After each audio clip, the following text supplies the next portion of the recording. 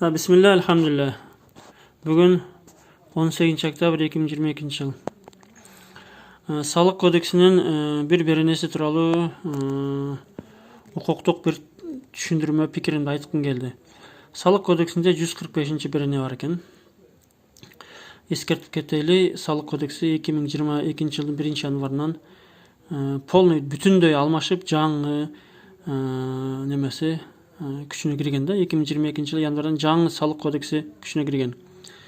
Бул берененин орусчасы, бул кыргызчасы, ушул берененинчи. Бул беренеде ушундай бир пункт бар. Мисал үчүн, мынакей биринчи пунктун айта турган болсок, бул жерде салык кызматы менен башка мүлктөрдү каттоого алуучу мамлекеттик органдар менен өз ара аракеттенүүсү жөнүндө.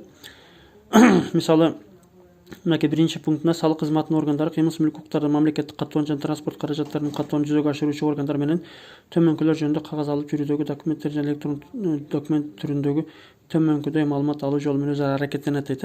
Башка айтканда, салык кызматы госрегистр менен жанагы машиналарга каттоочу орган менен маалыматтар алат да. Бул ошол жанагы машина каттой турган МРОГАИ деп коебу.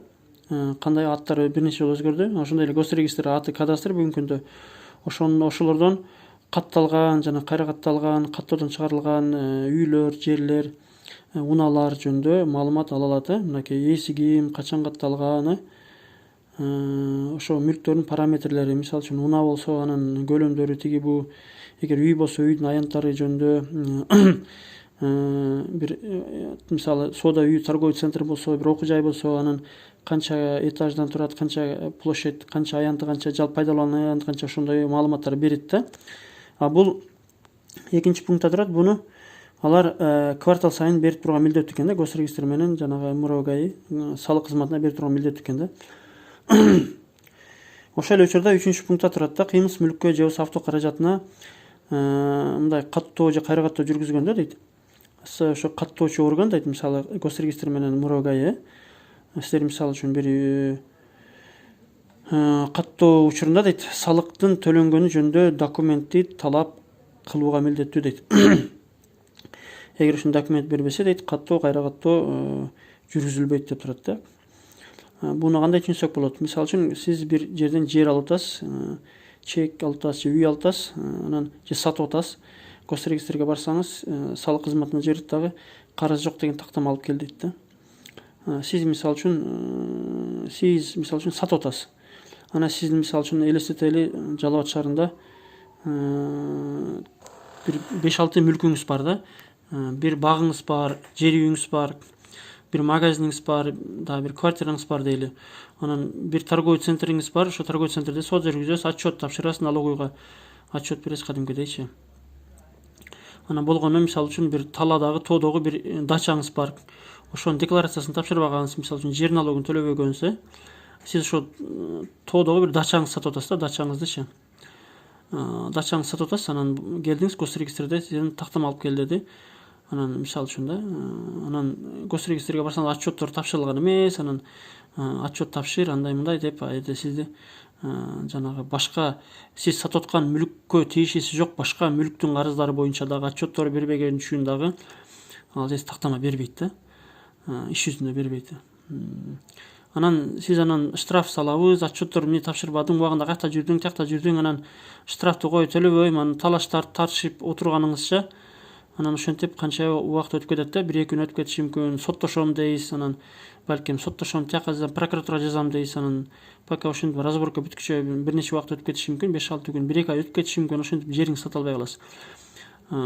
Мисалы үчүн да, мен бул нерсени максатын түшүндүм. Эми тез арада салыктардын көлөмүн көбөйтүү, жандай салыктан качып жүргөндөрдү бир кандайдыр бир эптеп бир башкача жолдор менен аларды салык кызматына чакыртырып, аларды салыктарды төлөттүрүп дегендей бир ырчак катары ушундай салык кодексине киргизиштир, эптеп эле бир айла кылыптыр да. Болбосо бул мыйзамдардын мен кемчилигин бар деп ойлойм. Жана конституциялык немелерге каршы келет деп ойлойм да, себеби адамдар жарандык укуктук келишимдер түзүүгө акысы бар да. Мисалы үчүн элестеткиле, бир бизнесиңер бар, бир машинаңарды деле сата албай каласыңар да. Ал биякта балким бир фирмаңар бар, ал жерде талашыңар болушу мүмкүн, макул эмес болгон жерлериң болушу мүмкүн. Мисалы үчүн отчет тапшыра албай калган болушуңар мүмкүн. Чечилбеген маселелер болушу мүмкүн да, бирок ал тиги бизнесиңерге тиешеси жок эле бир машина же болбосо бир дачаңар сатып атасыңар да, мисалы үчүн. Бул тоскоолдук жаратат да, кадимкидей элечи. Жаратып эле атат да. Мисалы үчүн мен ушул беренеге байланыштуу мен тажрыйбамда мисалы үчүн эки учур болду. Эки учур болду быйыл эле. Бирисин айта турган болсом мынакей. Бириси мына. Бириси Жалал Абад шаардык салык кызматы ушундай чечим чыгарды быйыл жазында. Мынакей. Мүлк салыгынын экинчи тобу боюнча 2.621.193 эсептеп коюшту да. Эмненин негизинде эсептеди? Болсо биз мүлк салыгын төлөп келгенбиз. Бул бир фирма. Бул фирмада да биз мындай юридикалык жактан мындай иш алып барабыз. Төлөп келген болсочу, убагында төлөп келген. Болгону жанагы госрегистр, кадастр маалымат берген. Жана жогоруда айткандайчы, бул жерде маалымат берет деп атпайбы, бул жердечи. Мынакей. Бул жерде обязаны передавать информацию деп атпайбы, мынакей. Ушуну берип атканда Excel түрүндө берип коет. Ал жерде элестеткиле, Жалал Абад шаарында канча мүлк бар, бир миңдеген мүлк бар да. Анан Excel таблица түшүргөндө ал так даана болбой калат экен, аралашып кетет экен, сөздөр бурмаланып кетет экен. Ал жерде жилой, нежилой аралашып кетет экен, анан назначениялар аралашып кетет экен, ал жерде коэффициенттер аралашып кетет, салыктардын суммалары көбөйүп кетет да. Биз анан ошол Excel'дин негизинде эле эсептеп койгону туура эмес деп, анан бул быйыл март майларда болуп аткан окуя. Госрегистрге кайрылып отуруп, анан мынакей камералык текшерүү, буну кабинетте отуруп эле Excel таблицадан эле эсептеп койгон да. Анан биз госрегистрге барып, анан 2.600.000. Анан ал жерде жок эле налоговый кодекске туура келбеген жерлер бар экен, мынакей 2.621.193. Анан ошентип отуруп, тактап отуруп, каттарап келип отуруп, далилдеп отуруп, имараттар андан булар госрегистр болсо берип койдур да, 2019 эле бул имарат бүткөн депчи. Анан биз ал имарат иш жүзүндө кеч бүткөн деп отуруп, далилдеп отуруп, салык кодексинин беренесине ылайык далилдерди алып келип отуруп, анан ушу 2.600.000 сумманы, жалпысы 2.700.000 биз 1.200.000 азайттык да, 1,5 миллион сумма азайды да. Болсо биз чуркабаганда бул 1,5 миллион шуманча калып кетмек да. Мындай кайдыгерлик менен шалакалык менен мындай ошондой калып кетмек дагы, убагында кылбаганда буну базага киргизип, ушул мындай бекемделип калмак ушу суммачы. Буну биз талашып, далилдеп отуруп, ушуну 1,5 миллионго түшүрдүк. Эч кандай мындай эч ким мындай пара-сара сураган деле жок. Мындай как положено эле өзүнүн укуктарын колдонуп неме кылдык да. Ушуну далилдедик, ушунучу. Полный далилдедик, мынакей. Далилдеп жүрүп, ушуну биз неме кылдык да быйылчы. Анан биз төлөдүк, акыры төлөөгө туура келген сумма 1.200.000 пеня кошулуп кетти, ордо жолдо 300.000 пеня. Жок жерден эле 300.000 сомдой пеня да кошулуп кетти да. Эми ал 300.000 сом үчүн соттошуп отурбадык.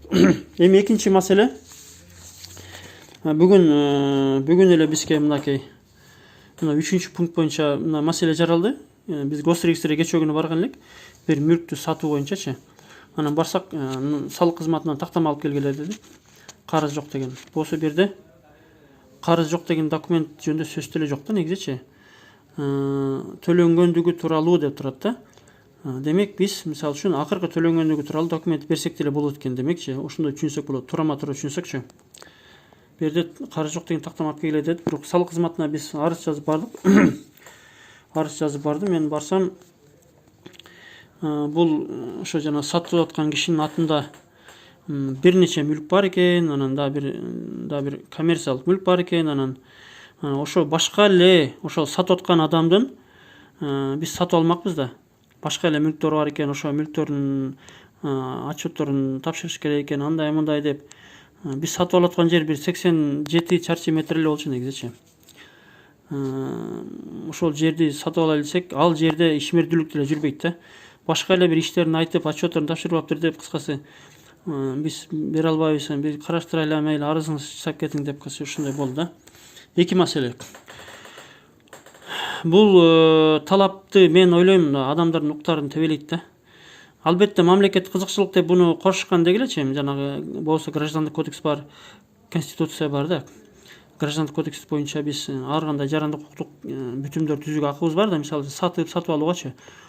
Бул мамлекеттик салык кызматынын бир ишмердүүлүгүндө бир кандай кемчиликтер бар да, катачылыктар бар, жетишпестиктер, мүчүлүштүктөр бар. Мисалы үчүн план деген бар, план толтуруш керек, аны толтуруш үчүн баарын издеш керек, табыш керек, роска бериш керек, штраф салыш керек, иш көп, жетишпейт, физически эптеп бюджет толтуруш керек, аны эптеп эле ушинтип бир мыйзамдарды эместер ойлоп табышып, бир 3 жыл мурун, 2 жыл мурун да ошого бир нерсе болгон. Падыша давай план толтурала деген, анын салык кызматы эптеп эле коэффициенттерди көтөрмүш болуп, бир нерселерди кайра текшермиш болуп эле ушинтип салыктарды көбөйтүп эле ушинтип неме кылышат да. План толтуруш дегенде ар кандай чаралар көрүлөт да, кыскасыча. Мынакей ушул берене боюнча айткым келди. Салык кызматы эми ушундай милдеттүү түрдө тактама алууга эми мажбур экен да. Госрегистрчи. Эми мүлктөрдү сатуу жагында келгенде ушундай бир эске алыңыздар. Отчет подчеттор төлөнмөгөндөр болсо ошолордун ары бери кылып алышыңыздар керек да. Бул деген чоң адамдарга өтө чоң убарайкерчиликти жаратат да.